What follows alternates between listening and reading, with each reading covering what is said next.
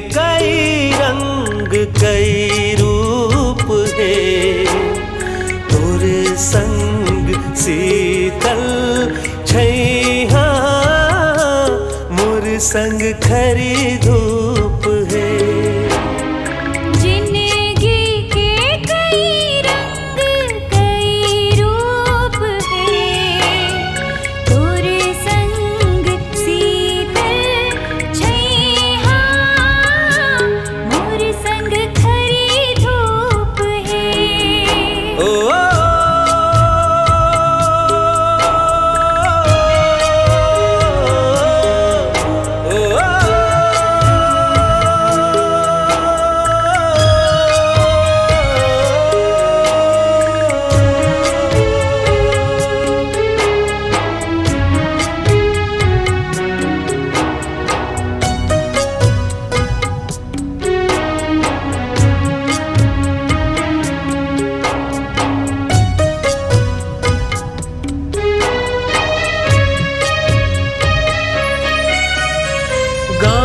शहर बन पहाड़ नदी नरवा के सुख, मेला मड़ई चकाचक सारी दुनिया के दुख।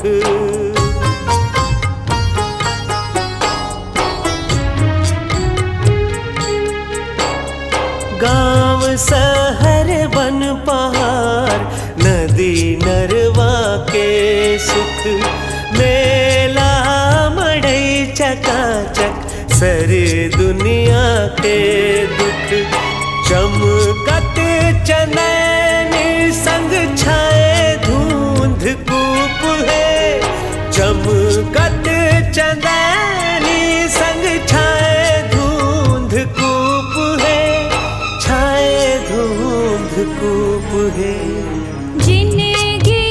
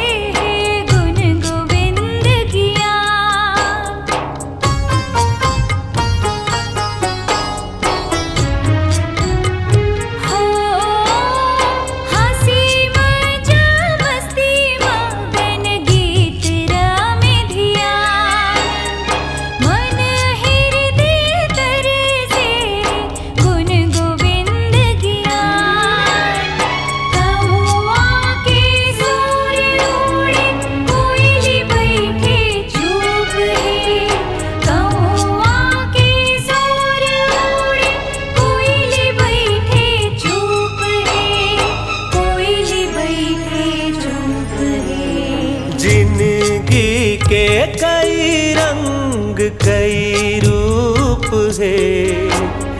तोरे संग शीतल छैया मोर संग खरी धूप।